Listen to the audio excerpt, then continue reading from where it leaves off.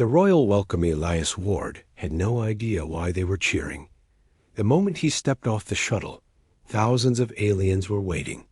They clapped, they shouted. Bright lights flashed across the sky. Some threw flower-like petals into the air. Others knelt and bowed. Elias stood there, stunned. This was just a scouting mission. He had been sent to the planet. Jai rose to begin peaceful contact with a new alien species. His orders were simple: observe, report, and don't cause problems. Now they were treating him like a god. A tall alien figure in golden armor stepped forward. Its skin was blue and glowing. It wore long white robes and had markings on its face like stars. "Welcome, Great One," the alien said with a deep, echoing voice. "You honor us with your arrival." Elias looked around, confused. He cleared his throat. Thank you?" Another alien came forward and placed a soft silver robe around Elias's shoulders. The crowd cheered even louder. Why are they doing this? Elias whispered to his small AI drone, which hovered quietly behind him. The drone beeped. "There." Language matches ancient Earth dialects. Words translated. Chosen. Flame. Sky messenger. "That's not good," Elias muttered. They led him through the streets in a long parade. Floating platforms hovered above, raining glittering lights. Children sang songs in a language he didn't understand. Banners with strange symbols waved from tall towers. Everywhere he went, aliens bowed. Some even cried. At the center of the city stood a tall marble palace. The doors opened without sound. Dozens of alien nobles lined the steps, clapping slowly as he walked in. Inside, everything smelled like flowers and spice. The floors were made of black crystal. Walls shimmered with moving lights. "This is not normal," Elias said under his breath. He was taken to a grand room with a long silver table full of strange food-purple fruits, glowing drinks, warm bread. That floated just above the plates. At the end of the table sat a golden throne, and on it a glowing red cushion. "For you," said the tall alien host. "Please sit." Elias sat down carefully. Immediately, drums began to play. Dancers entered. The room filled with music and sweet smells. Everything felt like a dream. A dream. Or a setup. As Elias picked up a piece of glowing fruit, a shadow passed behind him. He turned. A young alien girl stood in the corner of the hall. She wasn't clapping. She wasn't smiling. She looked afraid. She had dark blue eyes and wore simple clothes, not like the others. Their eyes met. Then she quickly turned and disappeared. Behind a curtain, Elias leaned toward his drone. "Check her identity." "Searching," the drone buzzed. "She is not registered in the welcoming group. Unknown civilian." Before he could ask more, the tall host raised a cup. "To the chosen flame," he shouted. "To the one who will complete the cycle of light." Everyone raised their cups and cheered. Elias raised his too, forcing a smile. But inside, something felt wrong. Very wrong. That night, Elias was shown to a private chamber in the palace. It was massive walls of gold, soft lights, and a bed made of something that felt like clouds. "Rest well, honored one," the servant said. "Tomorrow begins the sacred journey." Elias waited until the door closed. He turned to the drone. "What journey?" "No information available," it replied. Elias sighed and sat on the bed. Just then, the lights dimmed. The wall near the bed creaked open slightly, and someone slipped inside. It was her, the girl from the hall. She looked scared but determined. She spoke quickly in a whisper. Her voice shook. "They will not let you leave." Elias stood up. "What?" She stepped closer. "They smile at you now. But it is not kindness. It is preparation." "For what?" She looked him in the eyes and said, "They are going to sacrifice you." Elias's heart stopped for a moment. He took a step back. What do you mean? I'm not supposed to be here, she whispered. But I know the truth. I read the old books. Every 100 cycles, a visitor is brought, celebrated, and then sent to the fire temple. Why? They believe you bring balance. But to do that, you must burn. The girl turned too. Leave. Wait, Elias said. What's your name? She looked at him, eyes full of fear. Sira. And then she vanished into the shadows, leaving Elias alone in the golden room, standing in silence, with a terrible truth burning in his mind. The Feast of Lies the next morning, Elias woke to the sound of soft bells echoing through the palace. His room was filled with light. New clothes had been left for him, white robes with golden edges, and sandals made of silver threads. He didn't ask where they came from. He just stared at them for a long time. The words from the night before still echoed in his head. They are going to sacrifice you. The door opened gently. An alien attendant stepped in and smiled. Honored one, the Feast of Light awaits. All of Gyros is watching. Elias nodded slowly. Of course. He dressed in the robes, then quietly activated the hidden recorder in his wrist device. If anything happened, Earth Command would at least have proof. The grand hall of the palace was even more crowded than yesterday. Long tables were filled with alien food. Shining banners hung from every wall. Floating lights danced above the ceiling. Musicians played strange instruments that sounded like singing wind. Everyone smiled as Elias entered. They rose and clapped, bowing again and again. He was led to the central throne-like chair, seated above everyone else. Alien nobles toasted him. Servants brought dishes that glowed, sizzled, and hummed softly. They said these were gifts for the chosen flame. Elias kept his face calm, but inside, he was counting exits. Then he saw her Sira again. She stood in the far back, behind the pillars. She wore a servant's cloak now, trying to stay hidden. Their eyes met. She didn't smile. She shook her head once, and then gently raised her hand to her mouth. She pretended to bite, then dropped her hand quickly. Don't eat. That's what she was trying to say. Elias turned his eyes back to the food. One of the dishes in front of him was a purple fruit, with steam rising from the center. He picked it up and smiled. Then he slowly placed it back down. The host of the event, the tall alien from yesterday, stood and raised his arms. Great people of Gyros, he called out.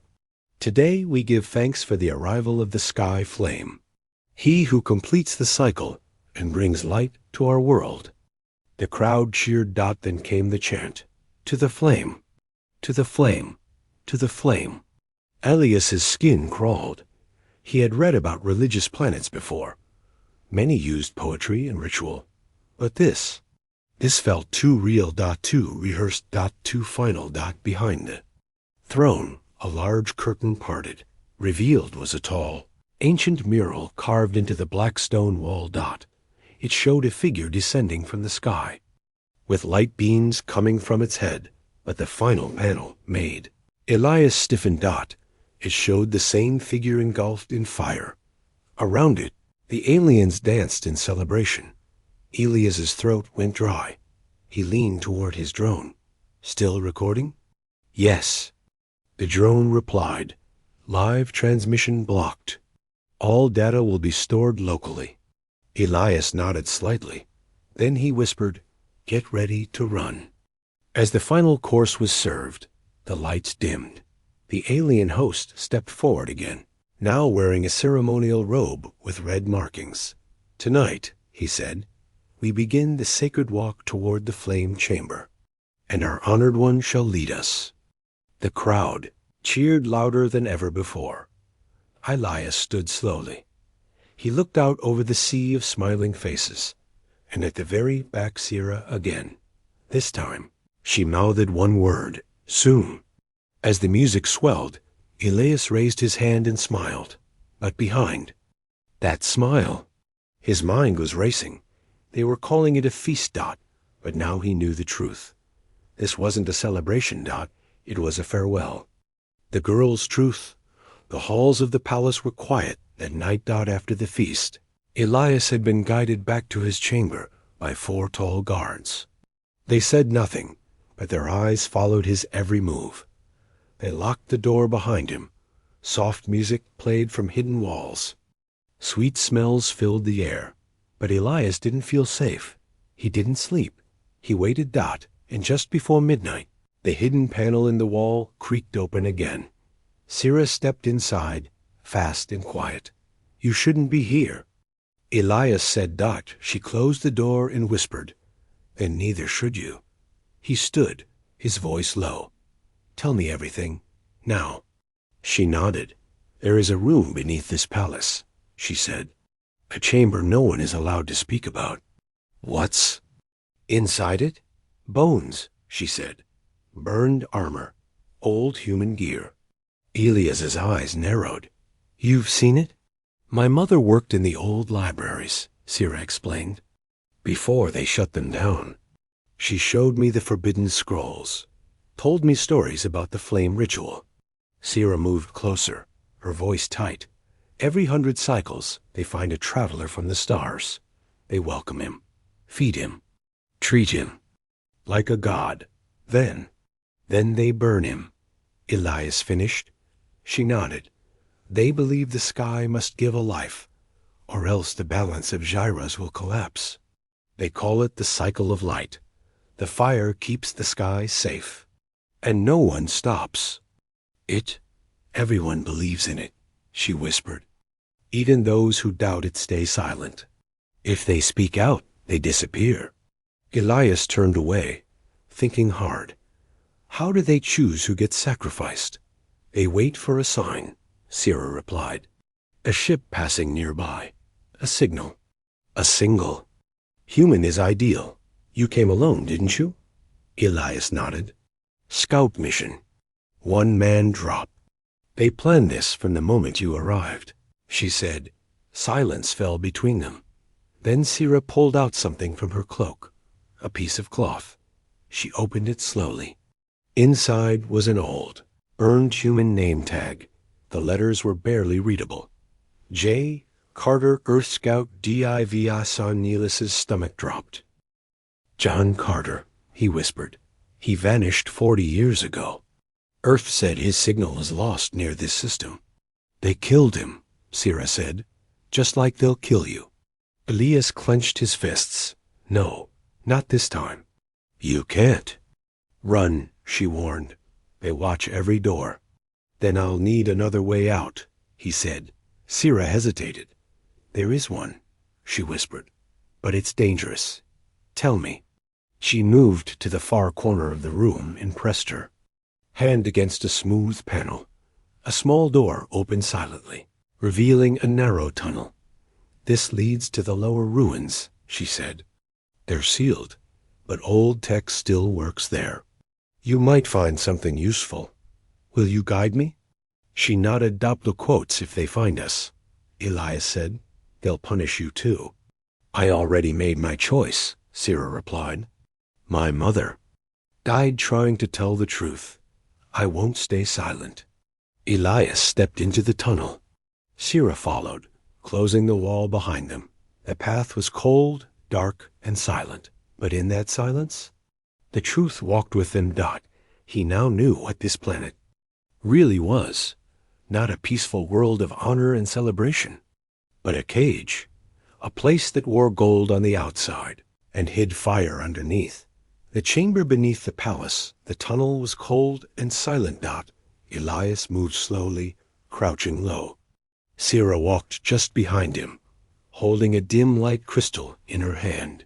The walls around them were made of old stone, cracked and covered in moss. "This path is older than the palace itself," Sira whispered. "It was built during the first flame cycles." "How long ago was that?" Elias asked. "Thousands of years." Elias shook his head. "And all that time, they've been sacrificing people like me?" She nodded. "Mostly travelers." "Mostly." Humans. After several minutes of walking, they reached a large door made of black metal. Strange symbols glowed faintly on its surface. Some of them looked like Earth characters, mixed with alien scripts. "This is it," Sierra said. "The Chamber of the Forgotten." Elias stepped closer. The door opened with a heavy groan, dust spilling out into the tunnel. He raised his arm to cover his face. Inside was a vast underground chamber, dark, wide, and filled with silence. The walls were lined with broken statues, burned flags, and melted armor. But what caught Elias's eye was the floor. Bones scattered across the stone. Some old, some newer. Sierra walked toward a half-buried metal slab. She wiped off the dust. A nameplate glowed faintly under the dirt. T. Narayan Earth. Colonial Pialo Telais knelt beside another. M. Vasquez Earth Diplomatic CRE. Counted 7. Nameplates. 7 humans. All gone. All unreported. All silenced. "I don't understand," Elias whispered. "Earth never got any signals. No distress calls. No warnings."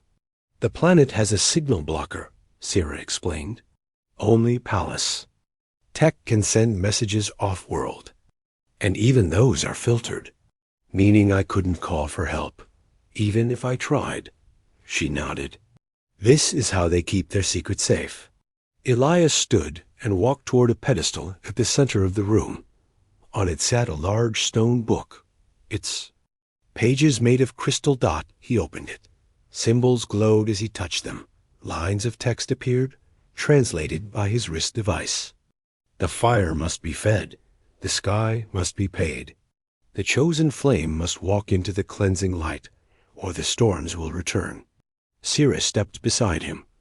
"They believe the sacrifices keep the planet in balance," she said. "But it's just an old myth. The storms are natural. But fear keeps the cycle alive." Elias clenched his jaw. "They kill in the name of balance. But it's just tradition." He looked around the chamber one last time. Old Earth tech was scattered in the corners, fragments of a lost drone, a melted badge, even what looked like part of a human flight suit. Then he saw something that made his heart race. A wall panel. Half open. Inside was a small backup teleport beacon. Old Earth military design. "I thought these were banned," Elias muttered. "They are," Sierra said. "But some travelers carried them, just in case." "If I can power this up," he said, "I can send a signal to my emergency ship relay." "You have a ship?" she asked. "Hidden. Not far. It stays in orbit unless I trigger the call." He grabbed the beacon and checked the battery. "Dead." "Of course." Sierra thought for a moment. "There's a recharge chamber near the lower archives, but it's close to the guards. Then we'll have to be careful." He turned to face her. "Done more for me than anyone ever has," he said. "Why?" Sierra hesitated, then looked up at him. "Because you listened. You didn't call me crazy. You didn't laugh when I told you the truth." Her voice softened. "My mother told me that one day someone would come who could end the cycle. I think that's you." Elias looked at her, really looked. "I don't know if I'm that person," he said. "But I know I'm not going to die for a lie." He picked up the beacon and the nameplates. "I'll carry their names back to Earth. Then we'll need to survive the next 24 hours, she said. Elias looked toward the dark exit tunnel. "One more day," he said. "One last chance." They turned away from the grave chamber, stepping into the shadows and into the next part of the fight. The day of fire, the city of Gyros glowed like a jewel under the sun. Huge banners waved in the wind. Drums pounded across the palace walls. Every citizen wore bright robes and held glowing sticks of light. It was the day of fire.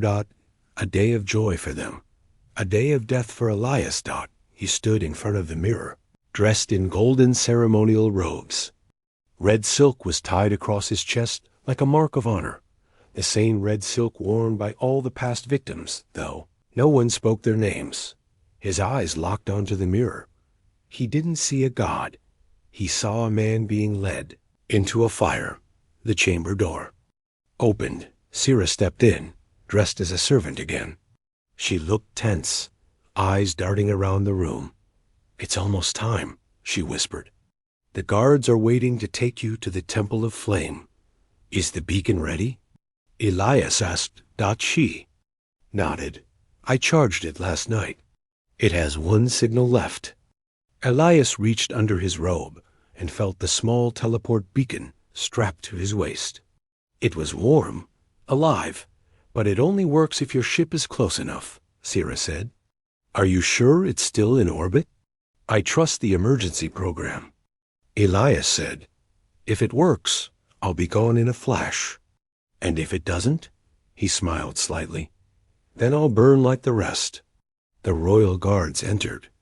Tall, quiet, wearing white masks and carrying long staffs. "Honored one said. "It is time." Elias gave Sira one last look. She nodded quickly. He walked forward without hesitation. Thousands lined the road to the temple. They threw petals. They chanted, "To the flame, to the flame, to the flame." Elias walked slowly, holding the red torch given to him by the high priest. His heart beat harder with every step. He looked up. Ahead was the Temple of Flame, a giant black structure with a round opening at the top, glowing with firelight from within, the place he was meant to die. Inside the temple, the heat hit him like a wave. Flames danced from carved vents. The ground was warm. The crowd above watched from balconies, cheering. The high priest stepped forward and raised his arms. "Brothers and sisters of Gyros, the chosen flame has arrived." The chamber echoed with wild cheers. Elias stood silently. Waiting. Listening. Then the priest continued, "He will walk into the sacred fire, and balance shall be restored." The crowd chanted louder. Elias took a step toward the fire pit. Sira's voice echoed in his mind. "They believe the fire purifies, that it sends the spirit to the sky, but it just burns." He reached the edge of the platform. The fire below crackled, glowing orange and gold. He closed his eyes. Whispers filled the temple. He placed his hand slowly over the beacon control hidden. In his robe, the priest shouted, "Let the flame receive him." Elias pressed the button. For a second, nothing happened. Then flash. A burst of blue light surrounded his body. The crowd gasped. The flames roared higher, then exploded upward. Guards screamed. Smoke filled the room. When the smoke cleared, Elias was gone. High above the planet, a small emergency ship shook violently as a teleport signal activated. In the pilot's seat, Elias appeared, coughing and pale but alive. He slammed the emergency controls. "Earth Command, this is Scout Elias Ward," he said. "Gyros is not what they claim. They're sacrificing humans. Repeat, this is a kill world." The ship turned quickly, preparing for escape. Behind him, the planet glowed peacefully, beautiful, and deadly. Back in the temple, the crowd stared. In shock, the high priest fell to his knees. He vanished. He was accepted by the flame. But Sira smiled quietly in the shadows. She whispered to herself, "No, he escaped it." The escape and the chase. The emergency ship shook as Elias flew through Gyros' upper atmosphere. Alarms beeped. Flames scraped the hull. But he was alive. The teleport beacon had worked, just barely. He sat in the pilot's seat, catching his breath. His hands trembled, and his chest still ached from the pressure. But he smiled. He was not a sacrifice. He was a survivor. He quickly locked the control panel. "Ship, engage stealth mode. Begin automatic orbit jump sequence. Warning, energy. Core low. Jump not possible until recharge." Elias cursed under his breath. How long? 4 hours until minimum charge. 10 for full. He checked the sensor screen. A flash of red appeared. An unknown ship was rising from the surface. They're coming, he muttered. Back on the planet, the Giro's council was in chaos. He disappeared in front of us. The flame didn't take him. He tricked us. Find him now. The high priest slammed his fist on the stone table. Send the sky hunters. He must not escape this world. The cycle must be completed. In a small room beneath the temple, Sira watched the sky through a broken window. She knew they would come. For her too. She had helped the outsider. She had broken the silence, but she felt no regret. Only hope. She whispered into a tiny hidden communicator. Elias, if you're alive, keep flying. Back in space, Elias's ship darted through the outer layers of the planet's pull. Suddenly, a beam of light shot past the hull. He jerked the controls and rolled the ship sideways. Another blast followed. Then, 2 ships appeared behind him, sleek, black, and fast. Giro's hunters. They didn't speak. They just fired. Elias launched counterflares. The ship spun, dodged, dropped. Alarm screamed. Shields at 40%. He gritted his teeth. Not dying now. He scanned the map. Just ahead was a small moon, dark and empty. He turned sharply and dove toward it. The hunter ships followed. They were faster. But Elias had something they didn't. Desperation. He flew straight into a crater on the moon's surface. Dust exploded. Around him. 1 hunter followed. The other stayed in orbit. Elias powered down everything. Silence. He waited. The enemy ship hovered over the crater, then moved on. He exhaled slowly. Inside the ship, darkness surrounded him. He closed his eyes for just a moment and saw her. Sigh-R-A. Her voice. Her courage. Her warning. She had risked everything for him. Now she was alone on a planet that wanted her. Gone. He activated the recorder. This is Elias Ward, Scout for Earth Command. If you find this message, know that the planet Gyros is hostile. Ritual sacrifice is real. I escaped because one person refused to stay silent. He paused. She saved me. Her name is Sira. Outside, space was still and quiet, but Elias knew it wouldn't stay that way. The hunters would come again. He wasn't safe yet, but now he had a ship and a story the galaxy needed to hear. The message to Earth. The stars stretched endlessly outside. Elias's window. His ship drifted in silence, hidden in the dark shadows of the moon. The power core was recharging slowly, and the hunters had moved on for now. But Elias knew they'd return. So he prepared his final move. He sat at the control panel, steadying his breath. He had one last chance to send a message to Earth Command. Before the signal jammer from Gyros kicked in again, the drone on his shoulder blinked green. Recording ready. It said. Elias leaned forward and spoke. This is Scout Elias Ward. Earth Mission 7AI made first contact with the Gyros people and survived. They greeted me like a god, dressed me in gold, fed me feasts, but it was all a lie. Every 100 cycles, they choose a human, celebrate them, praise them, then burn them alive in the temple of flame. I found the names of others who came before me. They never left. Earth thought they were lost. They weren't. They were murdered. For ritual. For myth. Elias paused. His voice tightened. One person changed everything. A young alien girl named Sira. She broke her people's law to save me. She risked her life so I could escape. I owe her everything. He looked into the recorder, eyes sharp. Earth command mark. Gyros is a hostile planet.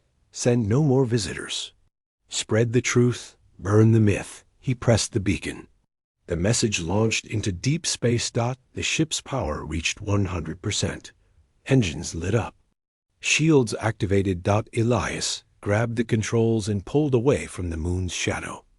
Back on Gyros, Sira stood on a hill outside the city. She stared up at the stars, clutching the small crystal he gave her before the ceremony. She didn't know if he made it, but she believed. 2 weeks later, Earth Command received the transmission. The room went silent as the full message played. At the end, the screen froze on Elias's face, and for the first time, the truth of Gyros was known. No more scouts were sent. No more humans vanished. Far away in a quiet part of the galaxy, a story was remembered. Not about gods, not about fire, but about one man who refused to die for a lie, and one girl who had the courage to speak the truth.